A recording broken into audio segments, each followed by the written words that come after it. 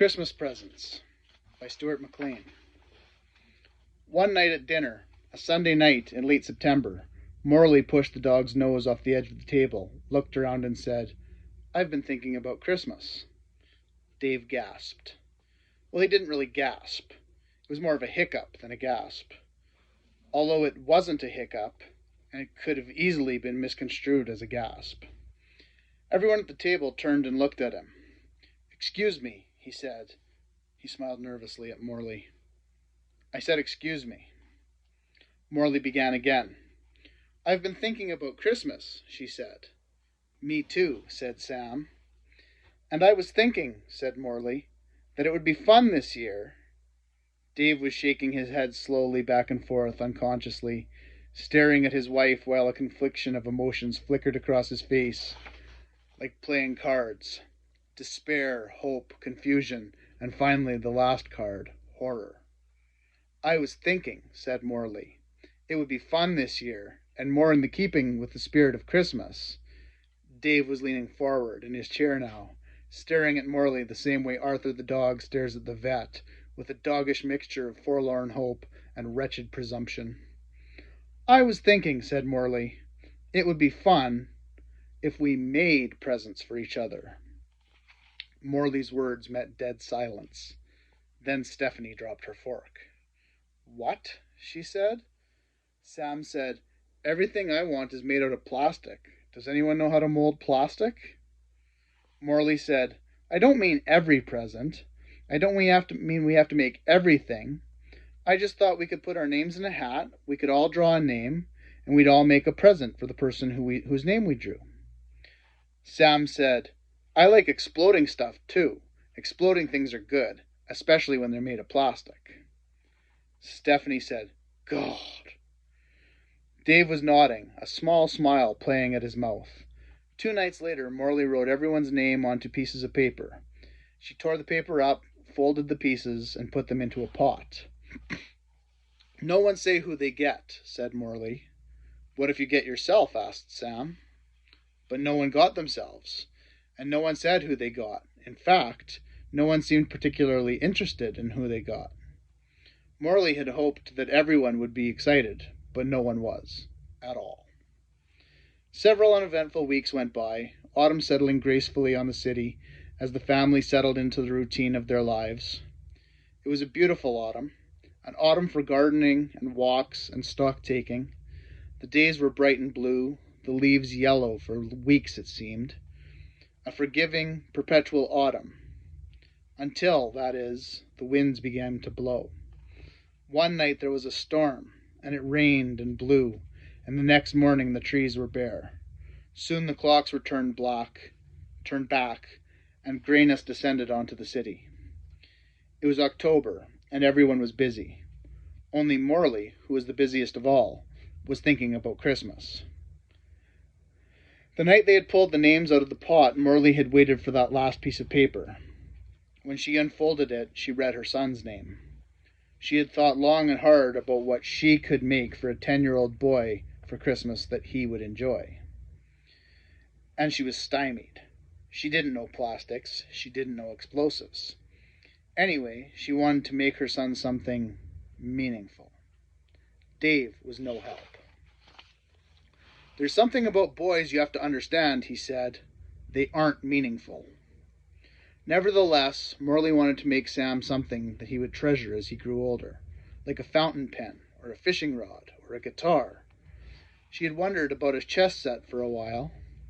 She decided that although, with help, she might be able to make a rudimentary chessboard, she would never, never in a million years be able to make chess figures, and she had abandoned the idea of a chess set, along with a sleeping bag, a baseball glove, and a backpack. The idea of building a chair for Sam came to Morley like a bolt out of the blue. She saw a brochure advertising a night course at the local high school. 10 Monday nights, $200, all materials included. Morley checked the calendar. She would be finished a week before Christmas. It was just what she was looking for. Something she could make for Sam that he could use now, but something that, if she did a good job, he could use for the rest of his life. Something that he might hand down to his children. Morley imagined building a big, comfy chair, a chair you could get lost in. She imagined Sam as a grown man reading the paper in the chair she had made. She imagined him surrounded by his family. She imagined him saying, "Your grandmother made me this when I was 10. She enrolled in the course and promptly missed 2 of the first 3 classes. First time it was work. The second time her mother had the flu. She had to take her supper. She didn't miss any more after that. She applied herself as diligently as she could, and although every step was a struggle, each screw, nail, and saw cut a mystery of momentous proportions, and although her chair was emerging so much more slowly and tenuously than all the other chairs in the class, Monday, the night she got to work on it, became Morley's favorite night of the week. She loved going to chair class. The only thing that spoiled it was no one else in her family seemed to have embraced this holiday project. She was alone on this Christmas journey. She asked Stephanie about it one night. "You don't understand," said Stephanie. "We're different, Mom. You're into the spirit of Christmas. I like the other stuff." "The other stuff?" asked Morley. "The shopping," said Stephanie. "The clothes." "Shopping and clothes?" said Morley. "And the TV specials," said Stephanie. Then one morning, when Sam was getting up from the breakfast table, he looked at Morley and said, "I want to learn how to knit." The biggest challenges of motherhood, for Morley, were always the surprises. She had long since abandoned the idea of priming herself for the next stage of her children's development. She had long ago accepted that no matter how she prepared herself, she would always lag behind Sam and Stephanie. If Morley could count on her children for one thing, she could count on them to pop up, at the most unexpected moments, with the most bizarre ideas of life and how it worked.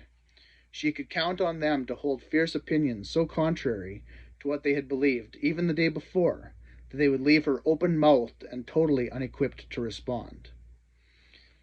Like the afternoon Sam had returned from the co-op nursery school and announced with a quiet determination that he had quit. Like when 5-year-old Stephanie crawled, sobbing, under the kitchen table and refused to come out until her mother promised to never serve hot dogs for lunch again. Never. "I don't believe you," she sobbed when Morley made the promise. Like the spring, Sam had developed a pathological fear of Big Bird, which became a fear of all birds, a fear that lasted for months. And now he wanted to learn how to knit. Morley gave Sam his first knitting lesson that night in his room. "Shut the door," he said. She soon found out that teaching a 10-year-old boy to knit was about as easy as building a chair. She didn't have the words for it. She sat him beside her on the bed, and they both held a set of knitting needles in front of them, as if they were about to fly a plane.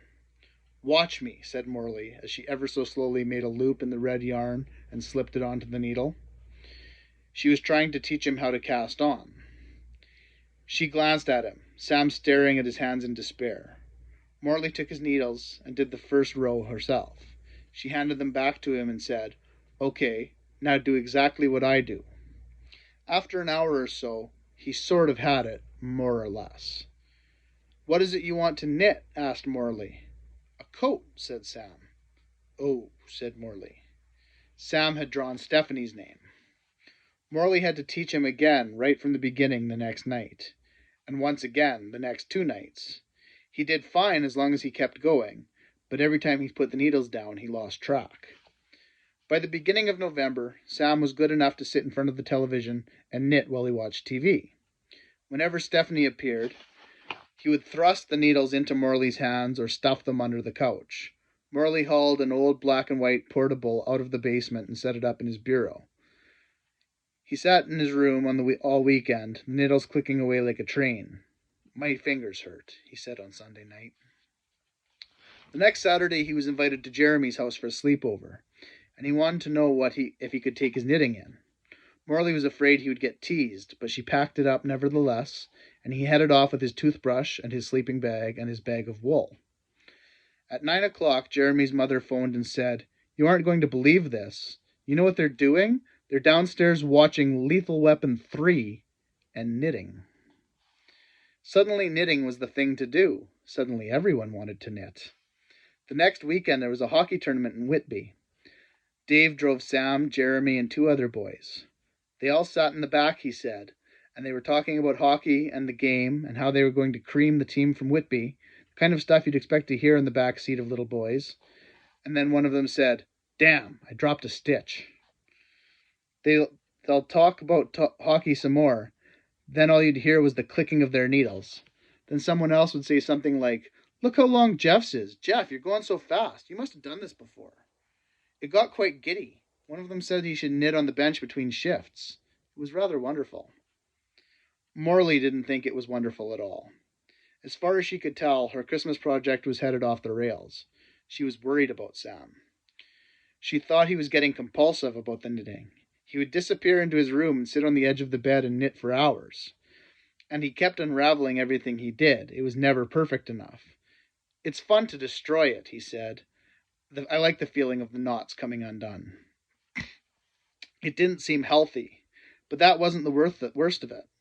On Saturday afternoon, while Dave was in Whitby, Becky Lawrence had shown up at the front door. "Is Stephanie home?" she asked. She was holding a package wrapped in brown paper. "No," said Morley. "Stephanie is out, shopping." Becky had turned to go, but then she stopped and held the parcel up and said, "Tell her the present is ready. Tell her she owes me $15. She had shown up twice more that afternoon. "Tell her I need the money," she said. Morley was fairly certain that Stephanie had pulled Dave's name out of the pot that night in October, and that placed Morley in a terrible position. She wanted to talk to Dave about what was going on. Stephanie had paid her best friend to make a present, something completely contrary to the spirit of family that Morley had no idea what to do about it.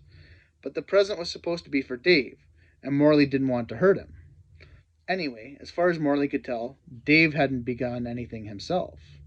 It was barely a week before Christmas, and her entire project was turning into a fiasco. Her chair was a mess, Stephanie was cheating, and Dave thought Sam's knitting compulsion was cute. "Jacques Plante used to knit," he said. "What?" said Morley. "Jacques Plante was a goalie for the Montreal Canadiens," said Dave. "I know who Jacques Plante was," said Morley. "He was the oldest of 11 children," said Dave, "and they were all poor, and his mother needed help to make clothes for his brothers and sisters. When he was in the NHL, he knitted his own underwear." "What's your point?" asked Morley. "He said knitting calmed him down." "You think Sam needs to knit?" "I have a friend," said Dave, "who thinks the reason Jacques Plante was such a good goalie was all the knitting. He believes the knitting improved his hand-eye coordination." That night, on her way to bed, Morley found Sam under the covers, knitting by flashlight. She went in and sat down. "Are you all right?" she asked. "My wrists are sore," he said. The next night, as she was preparing supper, she could hear the knitting needles clicking against something.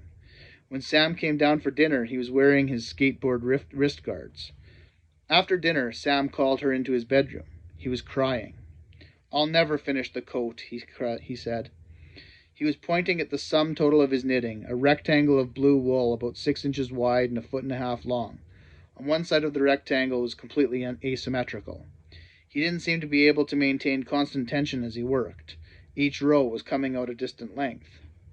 "It's lovely," said Morley. "No, it's not," said Sam. "I hate it." He began to unravel it in front of her.